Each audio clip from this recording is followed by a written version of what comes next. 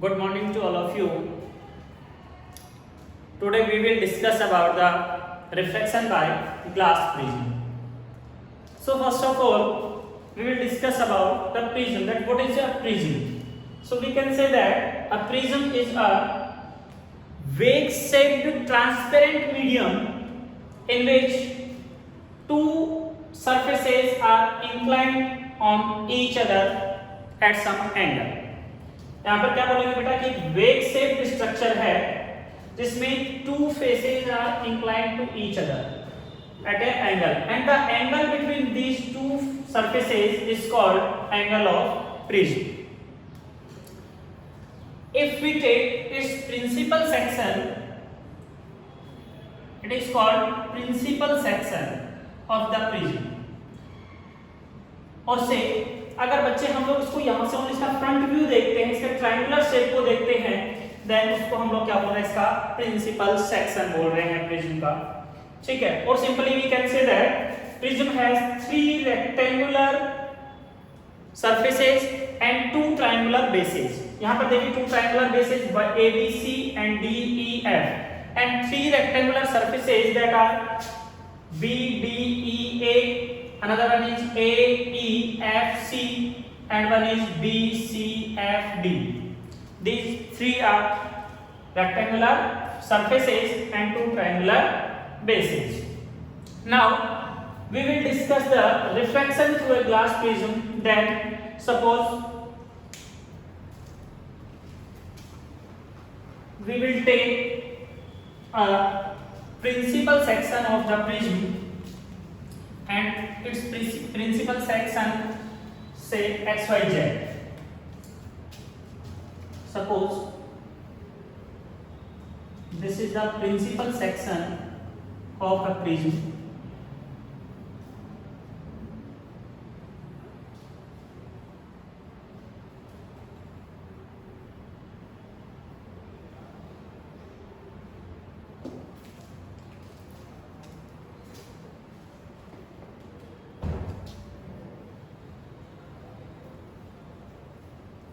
And its name is suppose X, Y and Z.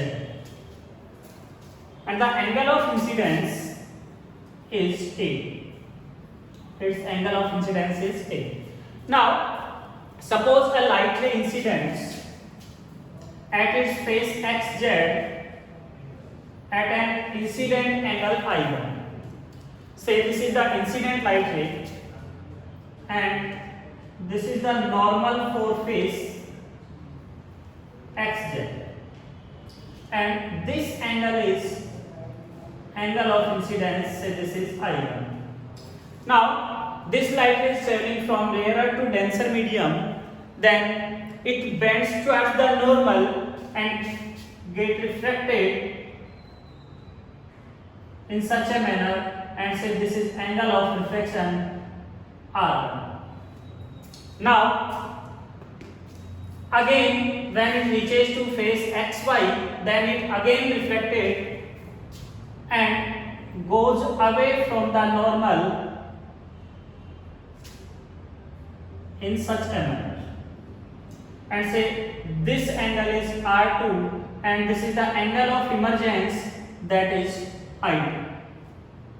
Correct? Now, the direction of incident light ray is this and emergent light ray is this. So this angle between the incident light ray and emergent light ray is called angle of deviation and is denoted by del. This is angle of deviation. Now suppose this is PQ, this point is say R, S, this is T and this is U. This is M and say N1 and this is N2. Now, first of all, from the geometry we can say that this angle XQM, from geometry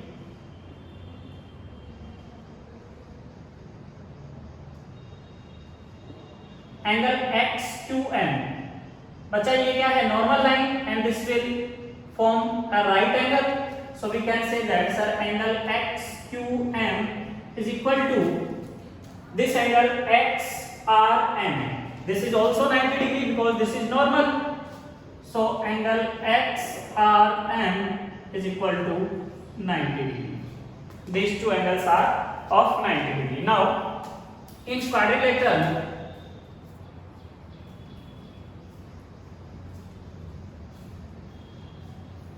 XQMR,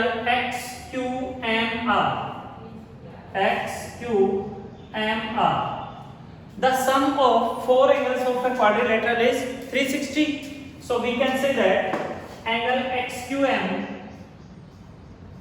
plus angle XRM plus angle QMR plus angle QXR is equal to 360 degree. And here we can say that these two angles are of 90.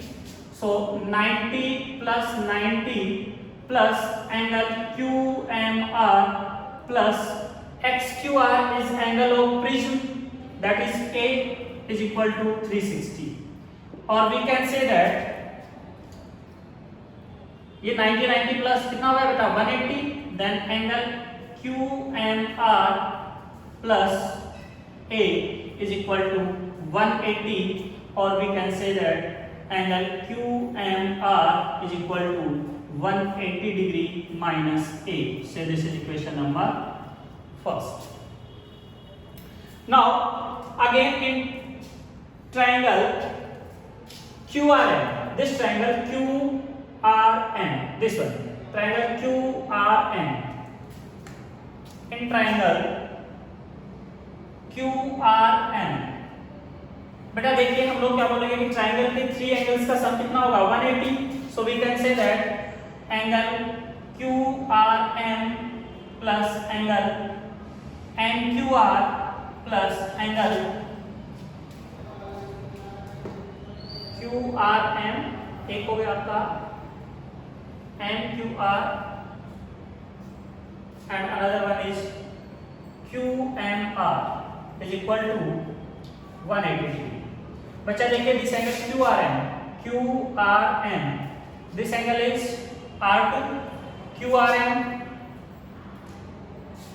sorry NQR is R1, ये हो जाएगा R1 plus R2 plus angle QMR is 180 minus A, it is 180 minus A is equal to 180. So ये कहाँ से लिखा हमने from 1, this is from equation 1. So R1 plus R2 will be equal to, बच्चा देखिए ये 180 इधर जाएगा minus 180 minus 180 0 and A इधर जाएगा plus का A. So R1 plus R2 is equal to A. Say this is equation number second. Now again in triangle TQR, in triangle TQR, triangle TQR में बेटा देखिए हम लोग क्या बोलते हैं सर, दो इंटीरियर एंगल्स का सम थर्ड एक्सटीरियर एंगल के इक्वल होगा.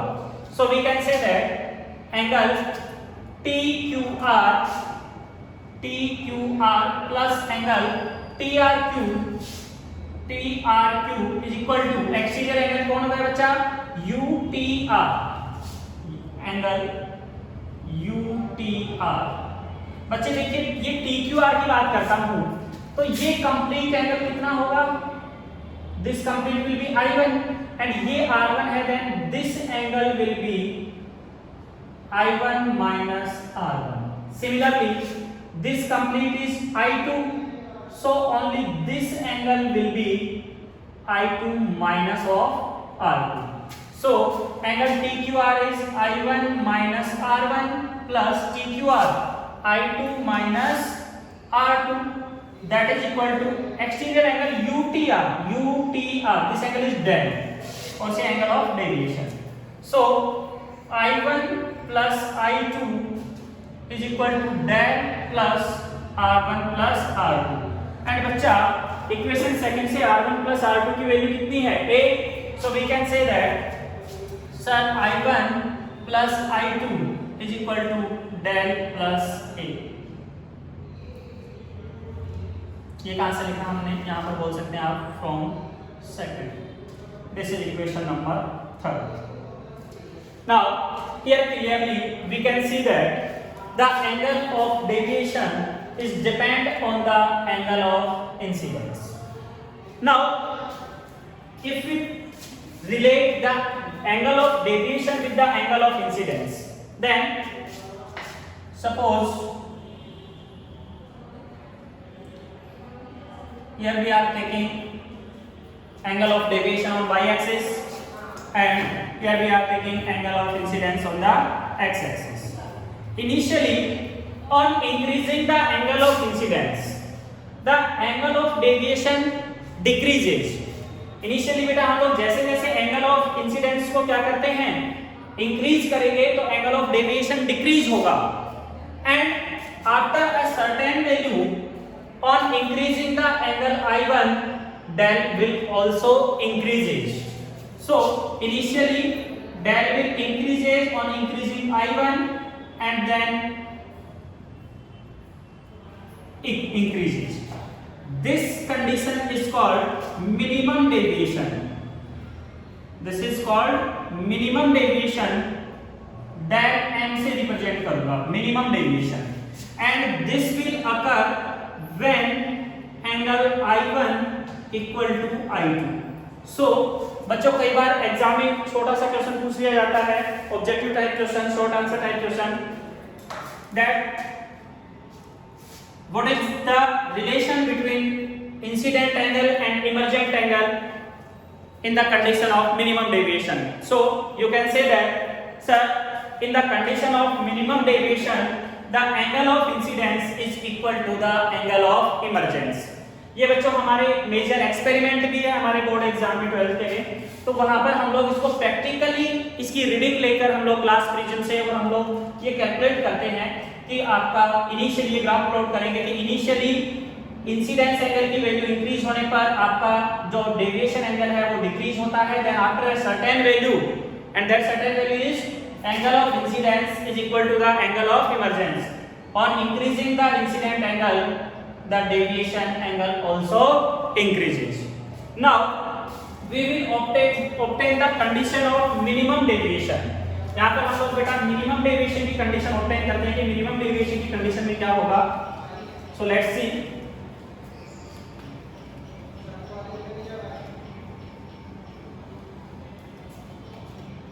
For minimum deviation or say condition of minimum deviation, when the angle of deviation is minimum, so for this condition del will be equal to del m. For minimum deviation del will be equal to del m, correct? And in this condition the angle of incidence will be equal to the angle of emergence. So we can say that then I1, if this condition है then I1 would be equal to I2. And बच्चों if I1 is equal to I2 है then I1 minus R1 और से ये दोनों angle भी क्या हो जाएंगे, R1 R2 भी आपके इक्वल हो जाएंगे, बिकॉज I1 I2 की वैल्यू क्या है, सेम है.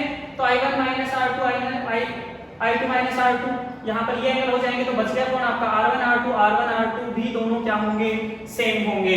तो हम लोग क्या बोलेंगे sir, if angle of incidence is equal to angle of emergence then R1 would be equal to R2. So apply this condition and put the value in equation second. So from equation second क्या आ जाएगा बच्चा, बोलो R1 plus R2. तो R1 plus R2 की value R plus R is equal to A और से R is equal to A by 2. So in the minimum deviation the angle of refraction will be half of angle of prism.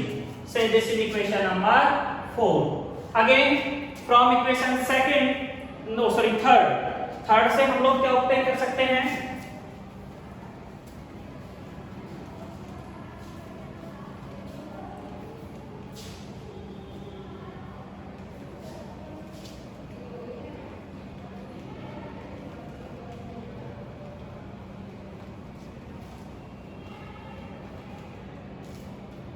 from equation third, I plus I is equal to del m plus a, और से I is equal to del m plus a upon 2. This is equation number 4. Now we have to find out the refractive index of the prism material. So using Snell's rule, Snell's rules क्या है बेटा आपका?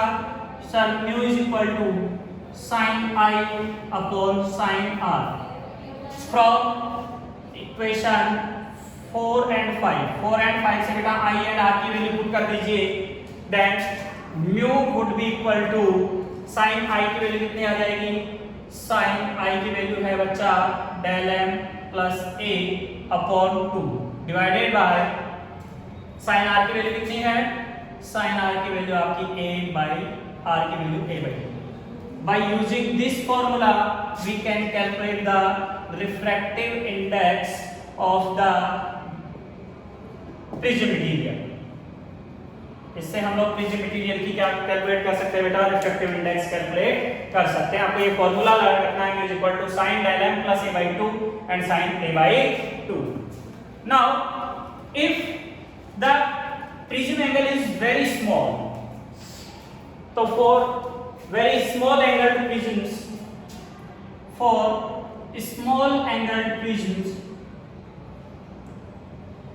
small angled prisms के लिए sin theta will nearly be equal to theta. So here we can say that mu is equal to del m plus a upon 2 upon a upon 2. ये 2 से 2 क्या हो गया? कैंसिल. आप क्रॉस मल्टीप्लाई कर दीजिए. सो del m plus a is equal to mu a, और से del m is equal to mu a minus of a. यहाँ से a कॉमन आ जाएगा बच्चा, तो del m की वैल्यू यहाँ से आ जाएगी mu minus 1 into a. So here we can say that the angle of deviation depends on prism angle. prism angle पर डिपेंड करेगा बेटा angle of deviation. Refractive index of the material पर या glass prism की material पर refractive index पर depend करेगा. और किस पर डिपेंड करेगा? इंसिडेंट एंगल पर डिपेंड करेगा. इंसिडेंट एंगल पर और एक बेटा लाइट की वेवलेंथ पर डिपेंड करेगा कि कौन से कलर की लाइट प्रिज्म पर फॉल करवा रहे हैं. इन 4 फैक्टर्स पर क्या करता है आपका जो मिनिमम डेविएशन है या जो डेविएशन एंगल है वो क्या करता है? डिपेंड करता है. तो आपको बेटा ये रिलेशन याद रखने हैं. इन बहुत सारे यहाँ से अपन न्यूमेरिकल सॉल्व करेंगे नेक्स्ट क्लास में. नाउ अब बेटा जो ग्लास प्रिज्म है उससे हम लोग कुछ और फिनोमिना भी ऑब्टेन करते हैं, like dispersion of light. And dispersion of light में हम लोग उसकी अलग अलग पैरामीटर्स हैं वो कैलकुलेट कर सकते हैं. डिस्पर्सिव पावर कैलकुलेट कर सकते हैं, एंगुलर डिस्पर्जन कैलकुलेट कर सकते हैं. तो अपन उन सब की बातें करते हैं. और फिर हम लोग कुछ फिनोमिना जो नेचुरल फिनोमिना है जो स्कैटरिंग पर बेस्ड हैं उनके बारे में डिस्कस करेंगे. सो देखिए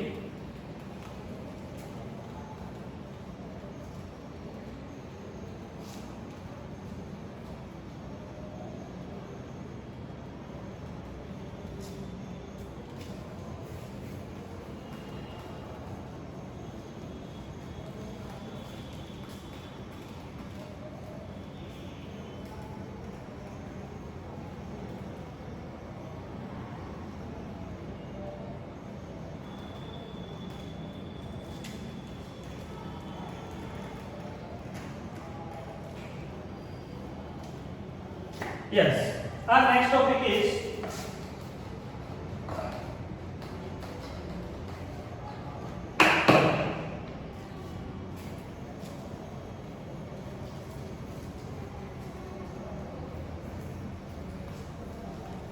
dispersion of light by glass prism.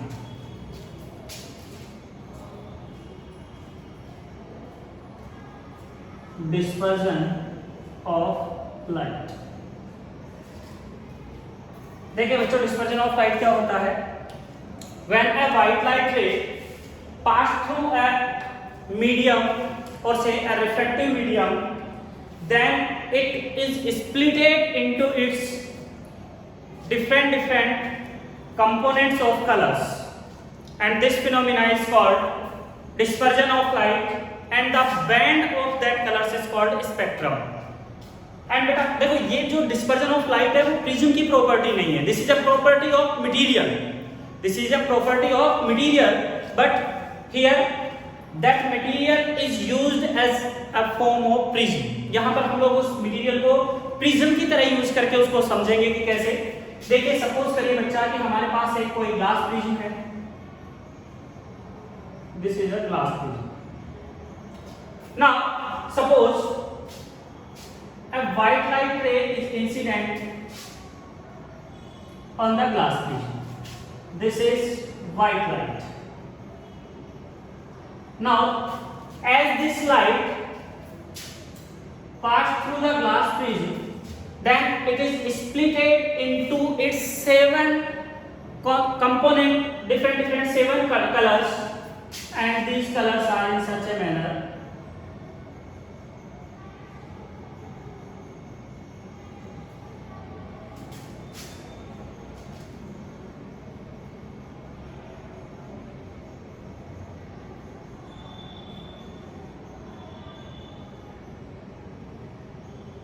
In this manner, and the order of these colors is as Vibgyor.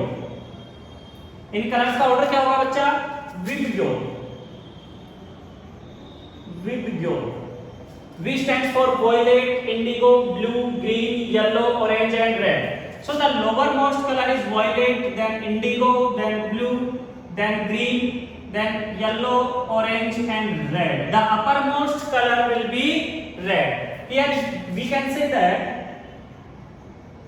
this is the maximum angle of deviation for violet color, and this is the minimum angle of deviation for red color. So you can say that here the violet color deviated most and the red color deviated least. That is because of the wavelength of invisible region की बात कर रहा हूँ, wavelength of red color is approximately 700 nanometer and wavelength for violet color is approximately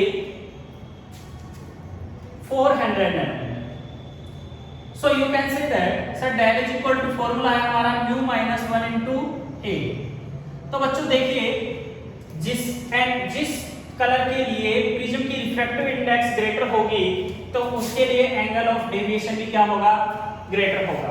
तो यहाँ पर आप clearly देख सकते हैं कि बेटा रेड कलर की वेवलेंथ क्या है? मैक्सिमम है, तो इसके लिए रिफ्रैक्टिव इंडेक्स क्या आएगी? शॉर्ट आएगी। तो इसका जो डेविएशन है वो लीस्ट होगा, और वॉयलेट कलर का जो वेवलेंथ है वो क्या है? मिनिमम है विजिबल रीजन में, तो इसका डेविएशन क्या होगा? मैक्सिमम होगा। तो आप एक बात याद रखेंगे कि जिस भी कलर की वेवलेंथ ग्रेटर होगी उसका डेविएशन उतना ही शॉर्ट होगा या कम डेविएशन होगा। यानी कि आपकी वेवलेंथ ग्रेटर है तो डेविएशन कम होगा, वेवलेंथ शॉर्ट अगर ग्रेटर है तो जो आपका डेविएशन है वो क्या हो जाएगा? शॉर्ट होगा, और अगर वेवलेंथ शॉर्ट है तो डेविएशन क्या होगा? ग्रेटर होगा। ठीक है, अब यहीं से हम लोग बात करते हैं बेटा कि ये जो आपका कलर्स का ऑर्डर है वो वेवलेंथ के अकॉर्डिंगली अरेंज है। मतलब सबसे ज्यादा डेविएशन किस एंगल का होगा? वॉयलेट का होगा, फिर किसका होगा? इंडिगो का, फिर blue, green, yellow, orange, and minimum deviation किस एंगल का होगा? रेड कलर का होगा, because it has longest wavelength in the visible reason. Visible region कौन सा आपका? विबग्योर। ठीक है, अब इसी पर बेस्ड हम लोग बात करेंगे बेटा डिस्पर्जन एंगल। किसकी बात करेंगे? या एंगुलर डिस्पर्जन की बात करेंगे।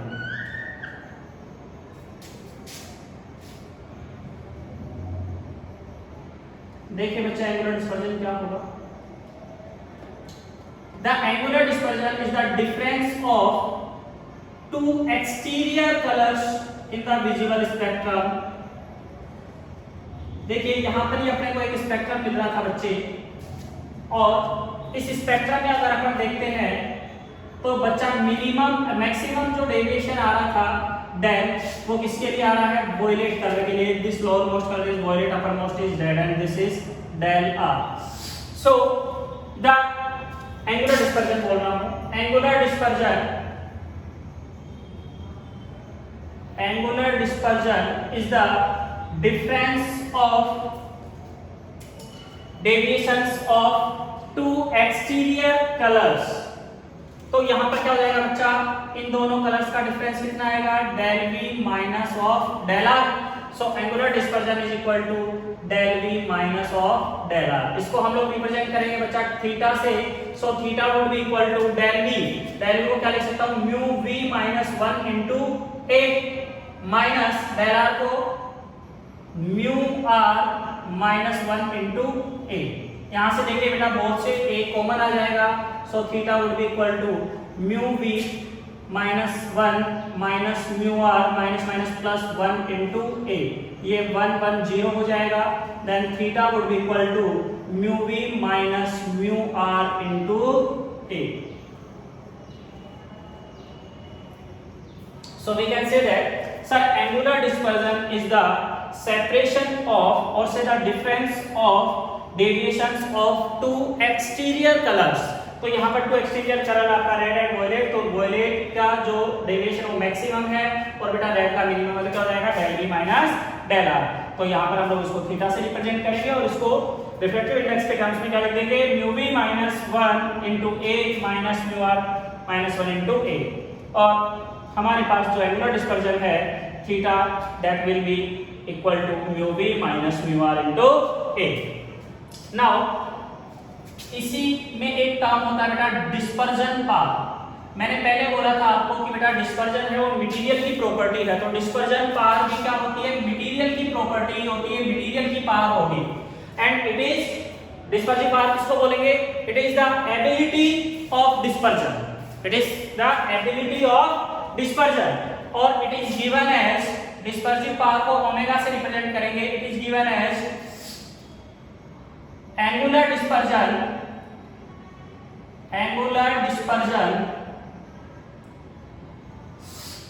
to the mean deviation,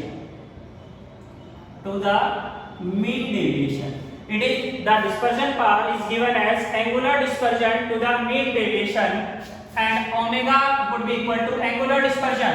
angular dispersion कितना है बच्चा, थीटा अपॉन मीन डेविएशन। अब बच्चा देखिए मीन डेविएशन विग्योर में बच्चा फटाक से क्या दिमाग लगाता है कि सर विग्योर में ग्रीन कलर के लिए आएगा, लेकिन ये रॉन्ग है बेटा। जो मीन डेविएशन आता है किसके लिए आता है, येलो कलर के लिए। यानी कि सभी कलर्स के अगर डेविएशन को अपन ऐड करें और उनका मीन लेते हैं 7 से डिवाइड करके, तो that is lie nearly equal to the deviation of yellow colour. So it would be del y। और से ओमेगा इज इक्वल टू बेटा देखिए थीटा की वैल्यू क्या थी, del v minus del r upon del y। अगर इसको refractive index के टर्म्स में लिखूंगा तो कितना आएगा, mu v minus mu r into a। तो इसको क्या बोलूंगा, mu v minus mu r into a divided by del y को क्या लिख दूं, mu y minus 1 into a। a से क्या हो जाएगा, cancel out. Then omega dispersive power is equal to mu v minus of mu r upon mu y minus 1। This is for dispersive power. अब देखिए बच्चा डिस्पर्सिव पावर में आपको कुछ नहीं करना, बहुत इजी सा न्यूमेरिकल पूछता है। म्यू v की वैल्यू गिवन होगी, म्यू r की गिवन होगी, मीन डेविएशन की गिवन होगी। अगर मान लीजिए मीन डेविएशन की वैल्यू आपको गिवन नहीं है, सपोज कई बार क्वेश्चन में ऐसा हो जाता है कि आपको केवल म्यू v और म्यू r की वैल्यू गिवन होगी और मीन डेविएशन या मीन रिफ्रैक्टिव इंडेक्स की वैल्यू गिवन नहीं है, तो आप क्या करेंगे उसके लिए mu v plus mu r, या अगर डेविएशन के टर्म्स में गिवन है तो del v plus del r divided by 2 करके इनका मीन ले लेंगे, ये नियरली इक्वल टू आएगा किसके, del y के। ऐसे ही रिफ्रैक्टिव इंडेक्स गिवन है तो mu v plus mu r divided by 2 करके ले लेंगे, तो ये आ जाएगा म्यू y के इक्वल। यानी कि दोनों एक्सटीरियर कलर्स का जो डेविएशन है उसका मीन लगभग मीन डेविएशन del y के इक्वल आएगा। किस कंडीशन में, अगर गिवन नहीं हो तो। अगर del y या फिर म्यू v गिवन है देन इट्स ओके, आपको कोई प्रॉब्लम ही नहीं। और नहीं गिवन है तो दोनों एक्सटीरियर कलर्स का क्या ले लोगे, एवरेज ले लोगे, तो वो आपका मीन डेविएशन आ जाएगा। क्लियर। यहाँ तक की बात हो गई बेटा प्रिज्म से रिलेटेड हमने बातें की। पहले प्रिज्म के लिए अपने minimum angle, minimum deviation calculate किया, फिर उसके डिस्पर्जन, एंगुलर डिस्पर्जन देखा, उसके बाद में हमने बात की बेटा डिस्पर्सिव पावर की। अब हम लोग बात करेंगे बेटा scattering of light.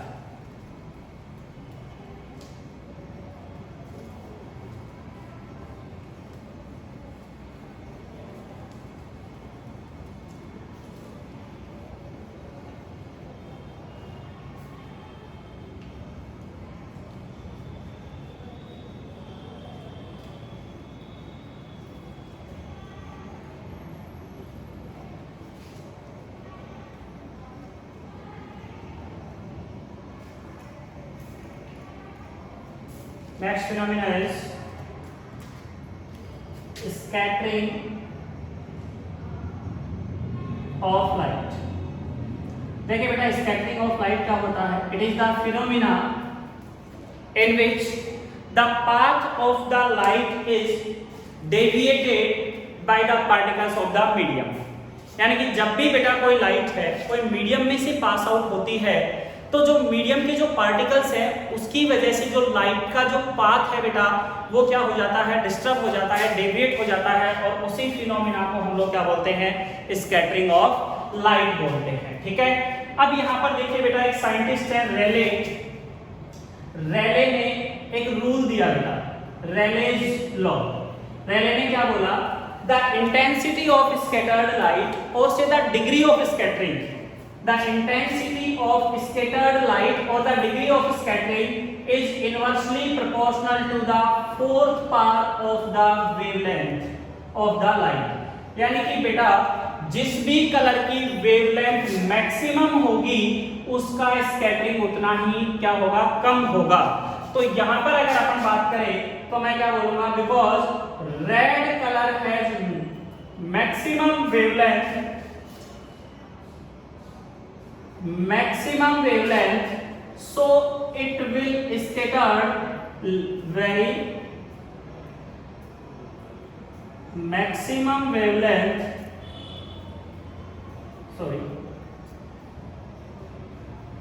Maximum wavelength in visible region. किसकी बात कर रहा हूं, विजिबल रीजन की बात कर रहा हूं बच्चे। In visible region, visible region में मैक्सिमम वेवलेंथ किसकी होती है, रेड कलर की। So it's scattering will be less, यानी कि सबसे लेस स्कैटर होगा, जो स्कैटरिंग होगी वो क्या होगी बेटा, इसकी बहुत ही कम होगी, यानी कि ये कलर डेविएट सबसे कम होगा। यही तो हमने अभी पीछे भी देखा था डिस्पर्जन में। And violet colour has minimum wavelength in the visible region, so it has scattered by an large degree. Scattering होगी वो क्या होगी, बहुत ज्यादा होगी, मोर स्कैटर्ड होगा। क्यों? क्योंकि sir according to Rayleigh the intensity of scattering और the degree of scattering is inversely proportional to the fourth part of the wavelength of the light. तो यहां पर देखो बच्चा, वेवलेंथ जिसकी ग्रेटर होगी तो उसकी स्कैटरिंग उतनी ही कम होगी। तो सबसे विजिबल रीजन की बात करें तो सबसे मैक्सिमम वेवलेंथ किसकी होती है, रेड कलर की, तो वो लेस स्कैटर होगा, यानी कि उसका डेविएशन सबसे कम होगा। यानी कि ये बोल सकते हैं कि रेड कलर की वेवलेंथ लॉन्ग है तो सर लेस स्कैटर होगा, यानी कि वो लॉन्ग डिस्टेंस ट्रेवल करेगा। एंड बेटा अगर मैं वोलेट कलर के लिए बोलूं तो वोलेट कलर की वेवलेंथ क्या है, मिनिमम है, शॉर्ट है। तो इसकी वेवलेंथ कम है, तो वेवलेंथ कम है तो इसकी डिग्री ऑफ स्कैटरिंग क्या होगी, ज्यादा। यानी कि जो आपका वोलेट कलर है वो क्या होगा, मैक्सिमम स्कैटर होगा, और जिसकी वजह से वो शॉर्ट डिस्टेंस ट्रेवल कर पाता है। इसी के बेसिस पर हम लोग बेटा कुछ एक फिनोमिना डिस्कस करते हैं, and that phenomena is blue colour of sky. First क्या है आपका, ब्लू कलर ऑफ स्काई।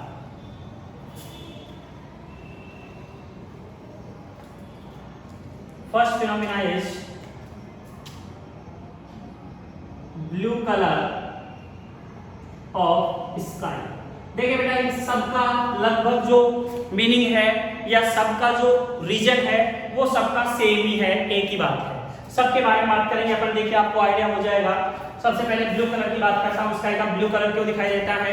देखिए बेटा, the blue colour of sky is due to the scattering of light due to the atmospheric particles. हमारा particle जो हमारा atmosphere है वो कोलाइडल पार्टिकल से बना हुआ है। तो जैसे ही लाइट उन पार्टिकल से क्या करती है बेटा, कोलाइड करती है, कोलिजन करती है, तो सबसे ज्यादा स्कैटरिंग किस कलर की होगी? ब्लू कलर की। ब्लू कलर की इन सेंस ऑफ ये कह सकते हैं सर वॉयलेट की होगी, इंडिगो की होगी, ब्लू की होगी। मतलब ब्लू रीजन में जो कलर्स आ रहे हैं ना उनकी स्कैटरिंग ज्यादा होगी, यानी कि वो कलर्स तो क्या हो जाएंगे, शॉर्ट डिस्टेंस ट्रेवल करेंगे और वहीं पर क्या हो जाएंगे, स्प्रेड हो जाएंगे, फैल जाएंगे। ठीक है, लेकिन अब जो आपका रेड कलर है वो क्या करता है, लॉन्ग डिस्टेंस ट्रेवल करेगा, क्योंकि उसकी स्कैटरिंग क्या होती है, मिनिमम होती है। तो उसकी स्कैटरिंग मिनिमम होने की वजह से वो कलर लॉन्ग डिस्टेंस ट्रेवल करेगा और सबसे ज्यादा स्प्रेड कौन सा कलर होगा, जिसकी स्कैटरिंग ज्यादा होगी। तो ब्लू कलर की स्कैटरिंग क्या होगी बेटा, ज्यादा होगी। तो ब्लू कलर की स्कैटरिंग मैक्सिमम होने की वजह से, और हमारी आईज जो है, ह्यूमन आई है बेटा, सबसे ज्यादा सेंसिबल होती है ब्लू कलर के लिए। That's why sky seems blue. First thing. second one is reddish appearance of sun, reddish appearance of sun at sunrise and sunset। बेटा आप देखेंगे तो सनराइज और सनसेट के टाइम पर जो सन है वो कैसे कलर का दिखता है, रेड कलर का दिखता है। That is also due to scattering. देखिए क्यों, जैसे सपोज करिए बेटा ये हमारा कौन है, एटमॉस्फेयर, और इस तरीके से हमने एटमॉस्फेयर को ऐसे ये लेयर्स में है।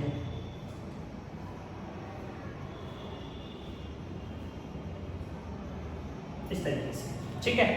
अब मान लिया कि यहाँ पर कोई ऑब्जर्वर है at the time of morning, तो बेटा यहाँ पर अपना होरिजन पर सन है, यहाँ पर कौन है, सन। अब बेटा जो सनलाइट आ रही है वो उसको मीडियम ज्यादा थिकनेस, मीडियम की थिकनेस जो है वो ज्यादा ट्रेवल करनी पड़ रही है। यानी कि यहाँ पर, यहाँ से मीडियम स्टार्ट हो रहा है सपोज, तो यहाँ पर जैसे मीडियम के पार्टिकल से लाइट कोलिजन होगी तो ब्लू कलर क्या होना स्टार्ट हो जाएगा, स्कैटर होना स्टार्ट हो जाएगा। और सबसे ज्यादा स्कैटरिंग कौन से कलर की होगी बेटा, ब्लू कलर की होगी। यहाँ पर ये ब्लू कलर की क्या हो जाएगी, scattered blue colour. Blue colour की स्कैटरिंग सबसे ज्यादा होगी, तो ब्लू कलर तो क्या हो जाएगा, स्प्रेड हो जाएगा। तो लॉन्ग डिस्टेंस कौन ट्रेवल करेगा, जिसकी वेवलेंथ लॉन्ग है, तो रेड कलर ट्रेवल करेगा। तो मॉर्निंग के टाइम पर अपने को सन कैसा अपीयर होगा, रेड अपीयर होगा। फिर बोले सर आफ्टरनून में क्यों नहीं होता, आफ्टरनून में जो सन है वो हमारे कहाँ होता है बेटा, ओवरहेड पर होता है ऑलमोस्ट, ये बोल सकते हैं। यहाँ पर ही आपका सन है, ठीक है। तो अब देखिए यहाँ से जो सनलाइट आ रही है उसको मीडियम में कितनी थिकनेस ही ट्रेवल करनी पड़ रही है, और मॉर्निंग के टाइम पर लार्ज थिकनेस। तो यहाँ पर जो ब्लू कलर का स्कैटरिंग है वो बहुत ही कम होता है, ये ओवरहेड पर है जब सन, नून के टाइम पर। तो बेटा मॉर्निंग के टाइम पर जो सनलाइट है उसको मीडियम में लार्ज थिकनेस ट्रेवल या लार्ज डिस्टेंस ट्रेवल करनी पड़ती है, जिसकी वजह से ब्लू कलर की स्कैटरिंग क्या होती है, मैक्सिमम होती है। और लॉन्ग डिस्टेंस कौन सा कलर करेगा, रेड कलर करेगा, जिसकी वजह से सन कैसा अपीयर होता है, हमें रेडिश अपीयरेंस देता है, ठीक है। थर्ड फिनोमिना है white colour of clouds, white colour of clouds. जो क्लाउड्स है बेटा अपने को व्हाइट कलर के अपीयर होते हैं। ऐसा क्यों होता है, क्योंकि क्लाउड्स में क्या क्या होता है बेटा, लार्ज पार्टिकल्स होते हैं। कौन कौन, वाटर ड्रॉपलेट्स होती हैं, आइस पार्टिकल्स होते हैं, water droplets, ice particles, dust particles, इस तरीके से होते हैं, ठीक है। और ये जो लार्ज पार्टिकल्स हैं वो ऑलमोस्ट सभी कलर्स को इक्वली स्कैटर करते हैं, यानी कि सब कलर्स की जो डिग्री ऑफ स्कैटरिंग है वो ऑलमोस्ट क्या होती है, नियरली इक्वल होती है। यानी कि हम लोग उसको सीक्वेंस में अरेंज नहीं कर सकते, उनकी कोई सीक्वेंस नहीं बता सकते हैं। तो सभी कलर्स की सेम स्कैटरिंग होने की वजह से जो क्लाउड्स हैं वो अपने को ऑलमोस्ट कैसे दिखाई देते हैं, व्हाइट कलर के दिखाई देते हैं। क्योंकि अगर स्कैटरिंग होती ब्लू कलर की ज्यादा होती और कोई से कलर की कम होती तो हम लोग बोलते हैं सर इस कलर के दिखाई देंगे। लेकिन जो हैवी पार्टिकल्स हैं वो लगभग ऑलमोस्ट सभी कलर्स को क्या करते हैं, इक्वली स्कैटर करते हैं, इसलिए हमें क्लाउड्स ऑलमोस्ट व्हाइट कलर के दिखाई देते हैं। फोर्थ, डेंजर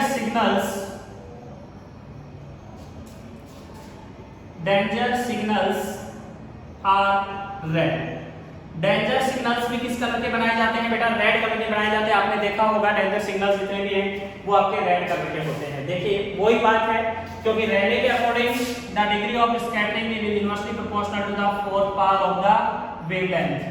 तो बेटा जिसकी वेवलेंथ मैक्सिमम उसकी डिग्री ऑफ स्कैटरिंग उतनी ही लेस, यानी कि जिस कलर की स्कैटरिंग मिनिमम होगी वो उतनी ही ज्यादा लॉन्ग डिस्टेंस ट्रेवल करेगा। तो बेटा हम लोग क्या चाहते हैं कि डेंजर सिग्नल दूर से ही दिख जाए।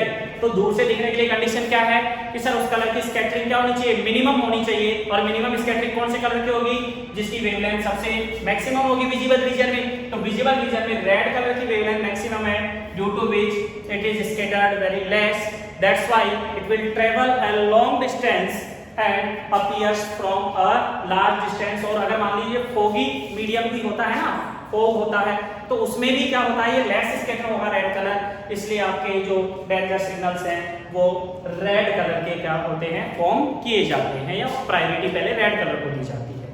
क्लियर? यहाँ तक बेटा आप लोग पढ़िए, नोट्स आपके पास अवेलेबल है। अगर कोई डाउट है तो आप लोग पूछिए, डिस्कस करिए।